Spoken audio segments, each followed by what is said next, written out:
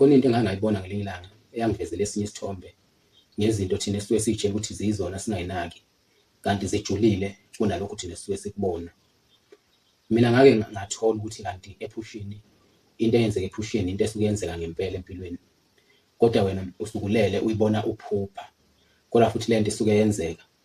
Ngiyakhumbula ngelinye ilanga ngilele nje ngiyaphupha-ke ngiphupha umuntu othile engibiza, umuntu nje khona egcekeni, umuntu wasekhaya engimemeza engibiza, kodwa manje ngangithi mangisabela kungasabeleki.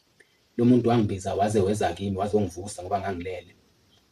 Ngathi uma engivusa engibuza ukuthi ngithuleleni njengoba engimemeza nje, ngiyamchazela mina ukuthi hayi kade ngilele bengiphupha ungibiza ngithi ngiyasabela kungasabeleki, kodwa khona bengikuzwa ukuthi uyangibiza. Lokho ngakubona ukuthi awu kanti lezi zinto lezi esiyiphuphayo zisuke zenzeka kahle kahle, kodwa kungukuthi wena usuke ungekho emzimbeni wenyama, usuke usemzimbeni kamoya.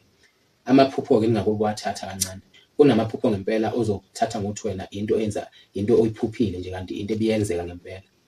Ngiyakhumbula futhi nangelinye ilanga ukuthi ngake ngaphupha ngazuthi kunomuntu ongiginyayo, kodwa lo muntu wangiginya ngisho sengibhekile sengiphapheme, kodwa kade kwenzeka ngiphupha, kodwa ngaze ngaphaphama impela lento yenzeka ngisho sengiphapheme. Konke lokho kwakuveza ngempela ukuthi amaphupho ayinto yangempela, into esuke yenzeka ephusheni isuke yenzeka ngempela.